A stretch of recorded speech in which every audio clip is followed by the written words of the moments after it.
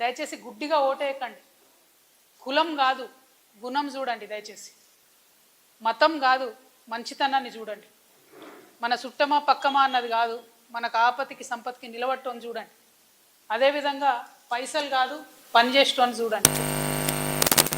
ఎన్నుకునే కౌన్సిలర్ కానీ కార్పొరేటర్ కానీ రేపు పొద్దున మీరు ఇంటికి చిన్న రిపేర్ చేసుకుందామని ఇసుకలోడు దించగానే వచ్చి పైసలు అడిగేటోడు ఉండొద్దు. ఎవరు ఉండాలి?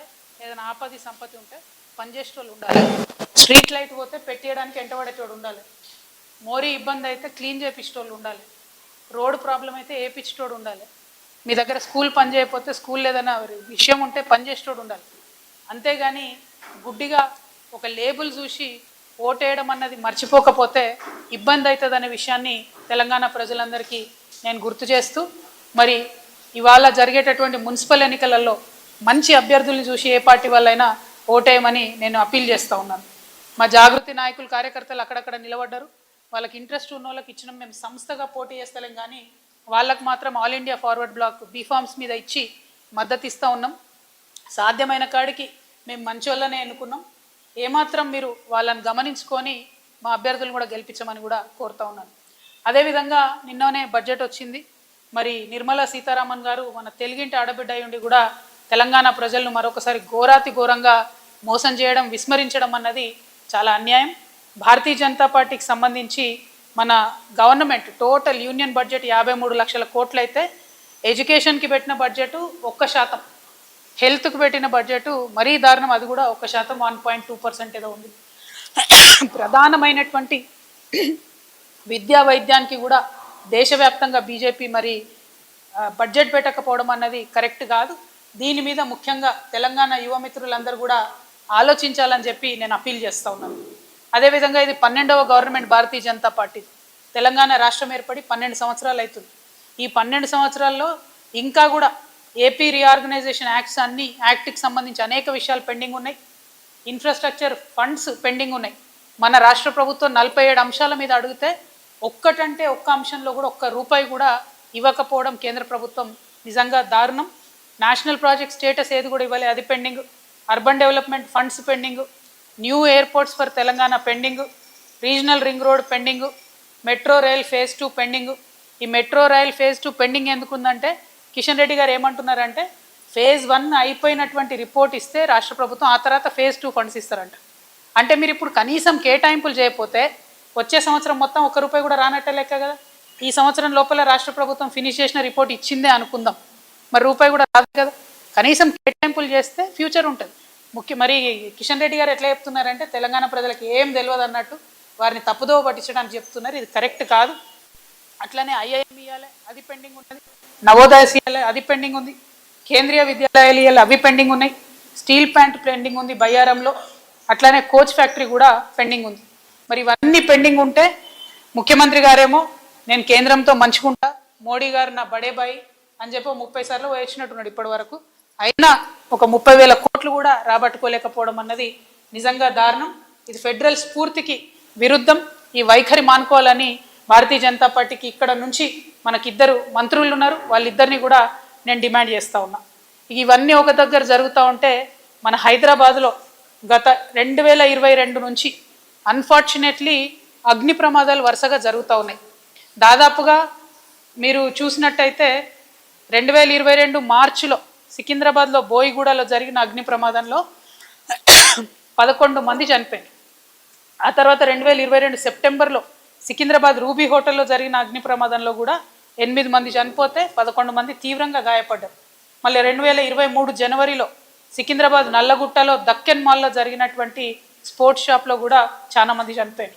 మళ్ళీ 2023 మార్చిలో స్వప్నలోక్ కాంప్లెక్స్లో జరిగిన దాంట్లో 6 చనిపోయారు. అట్లనే 2023 నవంబర్లో నాంపల్లిలో జరిగినటువంటి అపార్ట్మెంట్లో 9 మంది చనిపోయారు. 2025 మే ఈ సంవత్సరం పోయిన సంవత్సరం మే 18న గుల్జార్ హౌస్లో అగ్ని ప్రమాదం జరిగితే 17 మంది ప్రాణాలు కోల్పోయారు. నిన్నగాక మొన్న జనవరి 25న నాంపల్లిలో జరిగిన అగ్ని ప్రమాదంలో మన తెలంగాణకు సంబంధించిన చిన్న పిల్లలు చనిపోయారు. అయితే ఘోరం ఏంటంటే ఈ రాష్ట్రంలో కాంగ్రెస్ ప్రభుత్వం అధికారంలోకి వచ్చినాక అగ్ని ప్రమాదాలలో 22 మంది చనిపోతే ముఖ్యమంత్రి గారు కనీసం ఒక్కరిని కూడా పరామర్శించలేదు. ఎంత నిర్లక్ష్య వైఖరి అంటే నిన్న నాంపల్లిలో చనిపోయినటువంటి వాళ్ళలో మన తెలంగాణలో ఎవరు లేరు, అంత బీహార్ వాళ్ళు చనిపోయినని చెప్పారు. అంటే కనీసం ఒక శ్రద్ధతోని వెళ్ళడం, అడగడం, ఎటువంటి అంశాలు కూడా ముఖ్యమంత్రి చేయకపోవడం అన్నది నిజంగా చాలా బాధాకరం. ఆయన్నే మున్సిపల్ శాఖ మంత్రిగా ఉన్నారు. డెఫినెట్గా ఓల్డ్ బిల్డింగ్స్ అన్నిటిని కూడా రెగ్యులర్గా మానిటర్ చేయాలి. సెల్లార్స్లో రన్ అవుతున్న బిజినెస్ని రెగ్యులర్గా మానిటర్ చేయాలి. అవేం చేయకుండా ముఖ్యమంత్రి గారు పిఆర్ స్టంట్లు చేస్తున్నారు. సౌమ్య చనిపోయిందండి, ఎక్సైజ్ కానిస్టేబుల్ సౌమ్య చనిపోతే ముఖ్యమంత్రి గారు విదేశాలలో ఉన్నారు. ఇంత టెక్నాలజీ ఉంది, కనీసం సౌమ్య గాయపడిన రోజు ఒక ట్వీట్ చేయాలి. సౌమ్య మరణించిన తర్వాత తెలంగాణ సీఎంఓ నుంచి ట్వీట్ చేసిరు. నేను ఇవాళ డిమాండ్ చేస్తా ఉన్న ముఖ్యమంత్రి గారిని, ఎక్సైజ్ వాళ్ళ మీద ఈ డ్రగ్ మాఫియా చేస్తున్నటువంటి దాడులు అరికట్టాలంటే ఎక్సైజ్ వాళ్ళకు వెపన్స్ ఇవ్వాలి, ఫారెస్ట్ వాళ్ళకు కూడా వెపన్స్ ఇవ్వాలని చెప్పి నేను డిమాండ్ చేస్తూ ఉన్నా. ఇట్లా హైదరాబాద్కి సంబంధించిన సేఫ్టీ అయితే చాలా దారుణంగా ఉంది. ముఖ్యంగా మహిళల మీద, బాలికల మీద ఒక 2025లోనే, ఈ ఒక్క సంవత్సరంలోనే ఓవరాల్గా నగరంలో మన హైదరాబాద్లో 69 హత్యలు, 176 హత్యాయత్నాలు, 166 కిడ్నాప్ కేసులు నమోదైనవి. వీటితో పాటు బోనస్ ఏంటంటే మనకు గన్ కల్చర్ ఒకటి మోపైంది. 2 రోజుల కింద ఏటీఎం దగ్గర ఒక వ్యాపారవేత్త 6 లక్షల రూపాయలు తీసుకొని పోతుంటే గన్నులతో కాల్చి మరి ఎత్తుకపోయింది. పోయిన సంవత్సరం కంప్లీట్గా పోలీసు వాళ్ళ మీదనే బందిపోటు ముఠాలు వచ్చి గన్లతో కాల్చి, అయినా కూడా ముఖ్యమంత్రి గారు హోమ్ మినిస్టర్గా మేల్కోకపోవడం అన్నది అన్యాయం. దీన్ని తక్షణమే వారు చర్యలు తీసుకోవాలని చెప్పి నేను డిమాండ్ చేస్తున్నా. ఇక వీటన్నిటికీ మించి జరుగుతున్నది ఏంది ఈ రాష్ట్రంలో అంటే, ముఖ్యమంత్రి గారు ఏదైతే ఇప్పటి వరకు 3 వరల్డ్ ఎకనామిక్ ఫోరమ్స్కి పోయినారు, అట్లనే హైదరాబాద్లో ఒక గ్లోబల్ సమ్మిట్ పెట్టారు. సరే, దీనిలో ఇన్ని వేల కోట్లు వచ్చినాయి, పెట్టుబడులు అన్ని వేల కోట్లు వచ్చినాయని చెప్పి వారు చెప్పడం జరిగింది. పైగా మొన్న కొత్తగా మరేదో ప్రజల దగ్గర నేర్చుకోవాల్సిన పాఠాలను విస్మరించి మరి హార్వర్డ్ బిజినెస్ స్కూల్ కూడా ముఖ్యమంత్రి గారు పోవడం జరిగింది. నేను మొదటి ప్రశ్న ఏమడుగుతా ఉన్నా అంటే, మీరు పోయినటువంటి హార్వర్డ్ కెనడీ ప్రోగ్రాము మిమ్మల్ని వాళ్ళు గౌరవార్థం ఇన్వైట్ చేసిరా, లేకపోతే మీరు ఫీజు కట్టి అందులో చేరినరా? మీరు ఫీజు కట్టి అందులో చేరితే మా సింగరేణి బిడ్డల ఫీజు కట్టినరా, ప్రభుత్వం నుండి ఫీజు కట్టినరా, లేకపోతే మీరు ప్రైవేట్గా ఫీజు కట్టుకున్నారా? ఒకవేళ మీరు ప్రైవేట్గా ఫీజు కట్టుకుంటే స్వయంగా మీరు మీ కుటుంబ సభ్యులు కట్టినరా, లేకపోతే ఎవరైనా వ్యాపారవేత్తలు మీకోసం కట్టినరా? ఈ అంశాన్ని ఖచ్చితంగా ముఖ్యమంత్రి గారు క్లారిటీ ఇవ్వాలని చెప్పి నేను డిమాండ్ చేస్తూ ఉన్నాను. దీంతోపాటు మీకు ఇప్పుడు చెప్పబోయే అంశం చాలా ఇంట్రెస్టింగ్ ఉంటుంది, మీరు వెరిఫై చేసుకునే అంశం ఉంటుంది. దీని మీద మేము చాలా పెద్ద ఎత్తున మూమెంట్ చేయబోతా ఉన్నాం. ఈ 3 సమ్మిట్లు, మొన్న వచ్చిన గ్లోబల్ సమ్మిట్లో వచ్చిన ఇన్వెస్ట్మెంట్స్ గురించి ఒకసారి మీకు నేను చెప్తాను. ఫస్ట్ గ్లోబల్ సమ్మిట్లో ట్రంప్ మీడియా అండ్ టెక్నాలజీ అనే ఒక సంస్థ 1,00,000 కోట్ల ఇన్వెస్ట్మెంట్ పెడుతున్నామని చెప్పింది. అయితే ఈ సంస్థ యొక్క మొత్తం మార్కెట్ క్యాపిటలైజేషన్ అంటే మొత్తం వాల్యూ, వాళ్ళకున్న ఆస్తులు, పాస్తులు, బిజినెస్ లావాదేవీలు అన్నీ కలిపి 30,000 కోట్లు. 30,000 కోట్ల సంస్థ అమెరికాలో ఉన్నది. అక్కడి సంస్థ ఇక్కడ 1,00,000 కోట్లు పెడతామని చెప్పింది. మరి ఎట్లా పెడతారు, ఏ రంగంలో పెడతారు, ఏం పెడతారు అనేటటువంటి డీటెయిల్స్ కానీ రోడ్ మ్యాప్ కానీ ఏం లేదు. మొదటిది అది. అట్లీస్ట్ ఈ సంస్థ ఫేక్ కాదు, ఈ సంస్థ మాత్రం రియల్. తర్వాత ఏజీఐడిసి సింగపూర్ అనేటటువంటి సంస్థ, ఈ సంస్థ ఏం చేసిరు, ఇంటర్నేషనల్ గేట్వే డేటా సెంటర్ పెట్టడానికి 67,500 కోట్లు 67,500 crores ఇన్వెస్ట్ చేస్తామని చెప్పారు. కానీ మేము ఎంత వెతికినా కనీసం ఈ కంపెనీ వెబ్సైట్ కూడా దొరకలేదు ఆన్లైన్. ఏజీఐడిసి సింగపూర్ అనే సంస్థ ఎక్కడ రికార్డ్ లేదు, సింగపూర్లో లేదు, ఎక్కడ లేదు, రిజిస్ట్రేషన్ లేదు. కానీ మన దగ్గరకు వచ్చి మొన్న గ్లోబల్ సమ్మిట్లో 67,500 కోట్లు ఇన్వెస్ట్ చేస్తామని చెప్పడం జరిగింది. ఆ తర్వాత ఇంకోటి ఇన్ఫ్రాకి డేటా సెంటర్ పార్క్స్ అని 70,000 కోట్ల ఎంఓయూ చేసుకున్నారు. వీళ్ళు ఎంత ఘోరం అంటే, వీళ్ళు ఎంఓయూ చేసుకున్న కంపెనీ మొన్న 2025లో గ్లోబల్ సమ్మిట్లో ఎంఓయూ చేసుకున్న కంపెనీ, ఈ కంపెనీని పెట్టిందే ఈ సంవత్సరం మే 2025 పెట్టిండ్రు. అంతకుముందు ఇదే కంపెనీ ఏం చేసింది, అమెరికాలో పోయిన సంవత్సరంలో అక్కడ ఒక కంపెనీ రిజిస్టర్ చేసి అక్కడ గవర్నమెంట్ కూడా 90,000 కోట్లు ఎంఓయూ చేసుకుంది. ఆ తర్వాత బ్రెజిల్కి పోయినరు వీళ్ళు, అక్కడికి పోయి కూడా 70,000 కోట్లు ఎంఓయూ చేసుకుంది. అంటే నాకు అర్థమవుతున్నది ఏంటంటే, ఇది ఒక ఫేక్ కంపెనీ. ఎక్కడ ఇన్వెస్ట్మెంట్ కంపెనీలు సమ్మిట్ జరిగితే అక్కడికి పోయి 90,000, 70,000, 80,000 అని చేసుకుంటా తిరుగుతుండాలి. అయితే ఫేక్ కంపెనీ అయి ఉండాలి, లేకపోతే ఇప్పుడు 70,000 కోట్లు తెలంగాణ ప్రభుత్వంతో ఉన్న ఎంఓయూ చూపించి బ్యాంకులనన్నా మభ్యపెట్టే సంస్థ అయి ఉండాలి.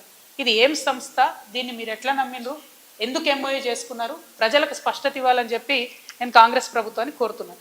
ఆ తర్వాత బ్రూక్ఫీల్డ్ యాక్సిస్ వెంచర్ అనేటటువంటిది ఉన్నది, ఇది రియల్ సంస్థనే.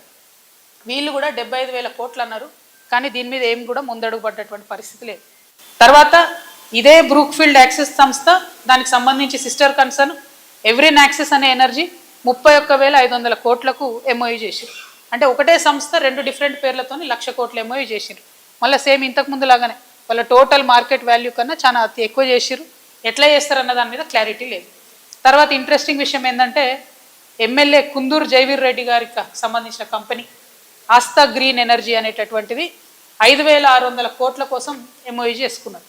సరే జైవీర్ రెడ్డి గారి కంపెనీ కదా అని మేము వారి ఎలక్షన్ అఫిడవిట్ చెక్ చేసినాం. వారి ఎలక్షన్ అఫిడవిట్లోనేమో ఈ కంపెనీ పేరు లేదు. మరి పాపం కొత్తగా పెట్టి ఉండొచ్చు, నాకు తెలియదు. కానీ కొత్తగా పెట్టిన కంపెనీలు అన్నీ కూడా ఎట్లా అంటే సబ్మిట్ అవుతుందంటే 3 నెలల ముందు కంపెనీ పెడతారు అన్నది పెట్టి 5,600 కోట్లు ఎంఓయూ చేసారు. మరి వీరు ప్రజా జీవితంలో ఉన్నారు కాబట్టి కుందూరు జైవీర్ రెడ్డి గారు అన్న మరి ఇది సీరియస్ కంపెనీయా, 5,600 కోట్లు పెట్టుబడి పెట్టేంత అవకాశం ఉందా లేదా స్పష్టత ఇవ్వాలని చెప్పి నేను కోరుతా ఉన్నాను. ఈ తర్వాత అన్ని ఫేక్ కంపెనీలు స్టార్ట్ అవుతాయి. ఇది ఎంత ఘోరం అంటే ఒకటి భారత్ గరుడ అనే కంపెనీ ఉంది. వీళ్ళు ఏం ఎంఓయూ చేసిరంటే 2,100 కోట్లతోని కార్లు కంపెనీ పెడతాం తెలంగాణలోనే ఎంఓయూ చేసిరు. దీని మొత్తం పేడప్ క్యాపిటల్ అంటే 2,500 కోట్లు పెట్టుబడి పెట్టే సంస్థకు పేడప్ క్యాపిటల్ ఓన్లీ 10 లక్షల రూపాయలు. ఇంటర్నెట్లో సెర్చ్ కొడితే ఇది ఒకటే పేజ్ వస్తుంది వెబ్సైట్లో. పేరు భారత్ గరుడ, రిజిస్టర్డ్ ఇన్ అమరావతి, ఆంధ్రప్రదేశ్. ఇది ఒక పేరు తప్పితే ఇక్కడ ఫేస్బుక్ లేదు, యూట్యూబ్ లేదు, ట్విట్టర్ లేదు, ఏడిపోయినా ఇది ఒకటే పేజ్గానే పడుతుంది. అంటే ఎంత ఫేక్ సంస్థ అనేటటువంటి విషయం తెలుస్తుంది. తర్వాత అతిరథ్ హోల్డింగ్స్ అనే ఒక సంస్థ, అది కూడా అంతే, 10 లక్షల కంపెనీ, పెట్టుబడేమో 4,000 కోట్లు పెడతాం. ఎస్ఎల్ఆర్ సురభి 1 లక్ష కంపెనీ, పెట్టుబడేమో 3,000 కోట్లు పెడతాం. ఆర్సిటీ ఎనర్జీ 5 లక్షల ఉన్నటువంటి కంపెనీ, 2,500 కోట్లు పెట్టుబడి పెడతామని చెప్పి ఫేక్ ఎంఓయూలు చేసుకున్నారు. ఇక నా దగ్గర చాలా ఉన్నాయి, ఒకటి ఒక 4-5 కంపెనీలు ఉన్నాయి. గమ్మత్ ఏంటంటే ఒకటి, ఇది ఇంట్రెస్టింగ్ ఉంటుంది, ఈ ఉర్సా క్లస్టర్స్ అనే కంపెనీ మొదలు 500 కోట్లు పెట్టుబడి పెడతామని తెలంగాణ గవర్నమెంట్ ఎంఓయూ చేసుకున్న తర్వాత కంపెనీ రిజిస్టర్ చేసి. ఎంత గమ్మత్ అంటే ఇవి అసలు మరి మామూలుగా లేవు దారుణాలు. ఇవన్నీ డీటెయిల్స్ ఇవన్నీ కూడా మేము అప్లోడ్ చేస్తాం. నేను మీ అందరితో కోరేది ఏంటంటే ముఖ్యంగా I appeal to the youngsters of Telangana, we need to expose these fake MoUs. మేము చేసిన రీసెర్చ్తోని we found out about 10-20 companies which we will upload online. నేను అపీల్ చేసేది తెలంగాణ యువకులతోని, దయచేసి మీరు కూడా రీసెర్చ్ చేయండి. ఫేక్ ఎంఓయూస్ ఏవైతే ఉంటాయో వాటిని ఎక్స్పోజ్ చేద్దాం. కాంగ్రెస్ ఫేక్ ఎంఓయూస్ అనేటటువంటిది అందరు పట్టుకోండి, అటు కూడా ఇవ్వండి. కాంగ్రెస్ ఫేక్ ఎంఓయూస్ అనేటటువంటి మనం ఎక్స్పోజ్ చేయాలి. ఎందుకంటే ఒక పక్క ప్రజలు సఫర్ అవుతుంటే, అగ్ని ప్రమాదాల్లో చచ్చిపోతుంటే, ఎక్సైజ్ వాళ్ళ మీద దాడులు జరుగుతుంటే విదేశాల్లో ఉన్న ముఖ్యమంత్రి గారు స్పందించరు. ఇంకొక పక్క 3 ఏళ్లలో 30 సార్లు విదేశాలు తిరిగి గ్లోబల్ సమ్మిట్లు 3 పెట్టి, తెలంగాణలో గ్లోబల్ సమ్మిట్ పెట్టి పెట్టుబడులు వచ్చేస్తున్నాయి, ఉద్యోగాలు వచ్చేస్తున్నాయని మోసం చేస్తున్నారు. ఇంకొక పక్క పాత ప్రభుత్వం ఇచ్చినటువంటి ఉద్యోగాలకు వారు మళ్ళీ ఇప్పుడు ఏదో నోటిఫికేషన్ ఇచ్చినట్టు ప్రభుత్వ ఉద్యోగాలు ఇస్తున్నారని అట్లా మోసం చేస్తున్నారు. కాబట్టి తెలంగాణ యువకులకు నేను పిలిపిస్తూ ఉన్నాను, #fake MoUs, #Congress fake MoUs, వీటిని ఎక్స్పోజ్ చేద్దాం దయచేసి. ఎందుకంటే ఈ ప్రభుత్వం ప్రజలను ఎంత మోసం చేస్తుందో మనం తెలుసుకోవాలి, తెలియజేయాలి. మనం ఏమనుకుంటాం, ఇన్ని లక్షల కోట్ల ఇన్వెస్ట్మెంట్ వస్తుందంటే ఎన్ని వేల ఉద్యోగాలు వస్తాయో అనుకుంటాం. కానీ ఇదంతా తప్పుడు ప్రచారం అనే విషయాన్ని కాంగ్రెస్ ప్రభుత్వాన్ని ఎండగట్టాలని చెప్పి నేను కోరుతా ఉన్నాను. దీని మీద తప్పక మనం చర్యలు తీసుకోవాలి. కాబట్టి యువమిత్రులందరినీ కూడా ఇన్వైట్ చేస్తున్నా. సో ఇట్లాంటి అనేక అంశాలు ఒకటి తెలంగాణ జాగృతి రేపటి నుంచి అనేకమైనటువంటి అంశాల మీద కంటిన్యూస్గా పోరాటాన్ని తీసుకోబోతా ఉన్నాం. ఈ ఎన్నికలు అయిపోయిన తర్వాత ఫిబ్రవరి 20 తర్వాత మరి మా జనం బాట ఏదైతే మిగిలిన జిల్లాలు ఉన్నాయో అది కూడా స్టార్ట్ అవుతుంది. దాని తర్వాత ఇంకా పెద్ద ఎత్తున ప్రజలకు వెళ్తామని సందర్భంగా తెలియజేస్తూ, మరొక పక్క బీఆర్ఎస్ పార్టీ రాచరిక పోకడలతోని ఎవరిని పెడితే వాళ్ళకు ఓటేయాలని బెదిరిస్తుంది. ఇంకొక పక్క కాంగ్రెస్ పార్టీ మోసపూరితమైనటువంటి విధానాలతోని తెలంగాణను వంచిస్తుంది. ఇంకొక పక్క బీజేపీ పార్టీ ఇవ్వగలిగే పరిస్థితిలో ఉండి కూడా తెలంగాణ ప్రజలకు ₹1 కూడా ఇవ్వకుండా మనల్ని విస్మరిస్తోంది. కాబట్టి ఈ రాష్ట్రంలో ఖచ్చితంగా పొలిటికల్ సిస్టమ్ని మార్చడానికి యువమిత్రులు ముందుకు కదలాలి, మేధావులు ముందుకు కదలాలి, మహిళలు ముందుకు కదలాలని పిలుపునిస్తూ కాంగ్రెస్ ఫేక్ ఎంఓయూస్ని ఎక్స్పోజ్ చేద్దామని తెలియజేస్తూ సెలవు తీసుకుంటున్నాను. జై తెలంగాణ.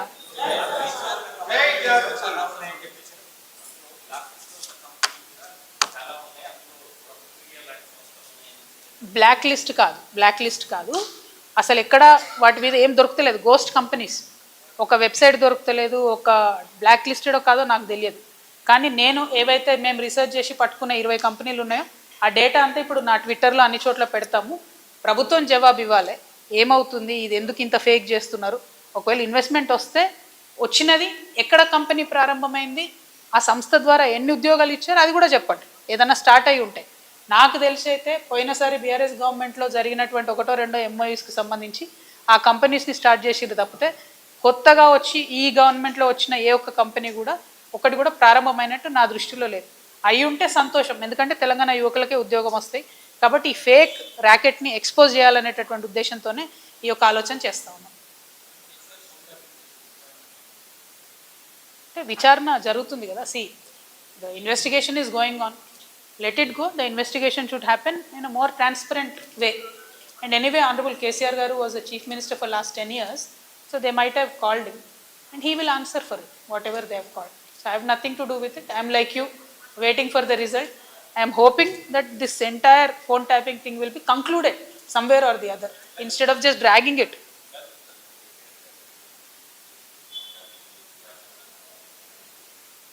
నేనేమంటున్నా బ్రదర్, మన ఏం జరిగిందో నాకు తెలియదు, చట్టానికి ఎవరు కూడా అతీతులు కాదనడానికి మాత్రం మనము ఆలోచన చేసుకోవాలి. సేమ్ థింగ్ నిన్న కేసీఆర్ గారిని ఫోన్ ట్యాపింగ్ పిలిచిన తర్వాత కూడా మళ్ళా వర్కింగ్ ప్రెసిడెంట్ కేటీఆర్ గారు మాట్లాడుతూ అనేకమైన అంశాలు చెప్పారు. విచారణకు పిలవడం నేరము ఘోరము అన్నట్టుగా మాట్లాడినారు. నేనేమంటున్నా, ప్రజా జీవితంలో ఉన్నప్పుడు అనేకమైన అంశాలు ఉంటే వాటి కాన్సిక్వెన్సెస్ ఫేస్ చేయాల్సి వస్తుంది. సో ట్రాన్స్పరెంట్గా విచారణ కొనసాగడానికి అందరం కూడా సహకరించి ఈ అంశాన్ని ఎంత తొందరగా క్లోజ్ చేస్తే అంత మంచిది. Thank you.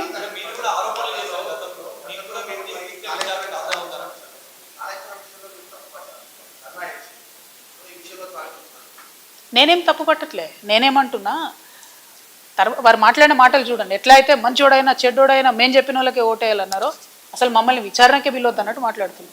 అసలు ఆ సిచ్యువేషన్ ఎందుకు వచ్చింది? ఇన్ని రోజులు పిలవలేదు కదా కేసీఆర్ గారిని విచారణకు, ఇప్పుడు ఆ సిచ్యువేషన్ వచ్చింది కదా. ఆ సిచ్యువేషన్ ఎందుకు వచ్చిందో ఇప్పటికన్నా అంతర్గతంగా వాళ్ళు పరిశీలన చేసుకోవాలి. 1, 2, ఒకవేళ పిలిచిండ్రు అనుకోండి విచారణకు, పోక తప్పదు. ఇప్పుడు రేపు నన్ను పిలిచినా పోతా. నన్ను కూడా అప్పుడు ఈడీ సిబిఐ పిలిస్తే పోతే కదా, నేను చేసినా నేరం చేయలేదా అనేటటువంటిది నేను చేయలేదని నా మనసుకు తెలుసు, కానీ అది ప్రూవ్ అవ్వాలి కదా. ఇప్పుడు కూడా అదే జరుగుతుంది. సో చట్టానికి అందరం కూడా సహకరించాలి, పిలిచినప్పుడు పోతాం. కాకపోతే ఆ యొక్క ఆలోచన విధానం ఏదైతున్నదో అందులో మార్పు రానంత కాలం బీఆర్ఎస్ పార్టీని మాత్రం ఎవడు కూడా బాగు చేయలేదు.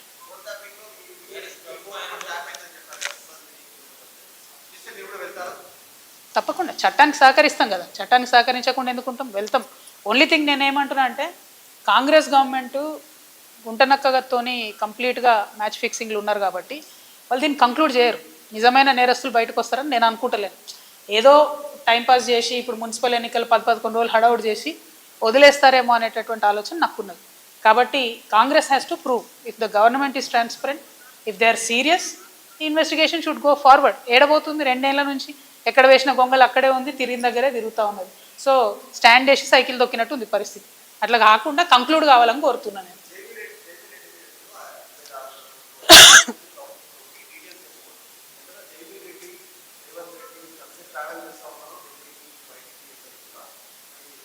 అంటే జైవీర్ రెడ్డి గారు రేవంత్ రెడ్డి గారు ఎంత క్లోజ్ అన్నది నాకు తెలియదు, నాకు అనవసరం కూడా. పాయింట్ ఏంటంటే, వారు బాధ్యత కలిగినటువంటి ఎమ్మెల్యేగా ఉన్నారు కాబట్టి వారి కంపెనీ నుండి 5,600 crores ఇన్వెస్ట్మెంట్ ప్లెడ్జ్ చేసిండ్రు ఇలా. సో వేరే కంపెనీలాగా ఇది కూడా ఉట్టిగా టైంపాస్ ప్లెడ్జా, సీరియస్ ప్లెడ్జా, వారు చెప్పాలి ప్రభుత్వం చెప్పాలని నేను అడుగుతున్నాను. మిగతా కంపెనీస్ మేము చెప్పినటువంటి ఇప్పుడు చూపించినటువంటి కొన్ని అయితే వెబ్సైట్ లేని కంపెనీలు కూడా 5,000 కోట్లని ప్లెడ్జ్ చేసారు. 10 లక్షలు పేడప్ క్యాపిటల్ ఉన్న వాళ్ళు కూడా 3,000 కోట్లు అని చెప్పి ప్లెడ్జ్ చేయడం జరిగింది. సో నేను అందుకని అంటున్నాను, అంటే చెప్తే మీకు బోర్ కొడతాను, అన్ని పేర్లు చెప్పలే, ట్వీట్ చేస్తావి, మీరు డీటెయిల్స్ చూడొచ్చు. మీరు కూడా ఒక్క నిమిషం గూగుల్లో కొడితే మీకే తెలుస్తుంది ఏంది పరిస్థితి అని. Total fake. ఏదో 1-2 రియల్ కంపెనీస్ ఉన్నా కూడా అవేంది అని అంటే అక్కడ మార్కెట్కి అసలు వీడికి ఎట్లా వస్తారు, ఆ స్ట్రీమ్లో ఇంతగానం ఎట్లా ఇన్వెస్ట్ చేస్తారంటే సమాధానం లేదు, రోడ్ మ్యాప్ లేదు. సో వీటి మీద స్పష్టత ఇవ్వాల్సిన బాధ్యత ప్రభుత్వానికి ఉన్నది, ప్రశ్నలు అడిగే బాధ్యత ప్రతిపక్షంగా మాకున్నది. కాబట్టి మేము అడుగుతాం. Thank you. జై తెలంగాణ.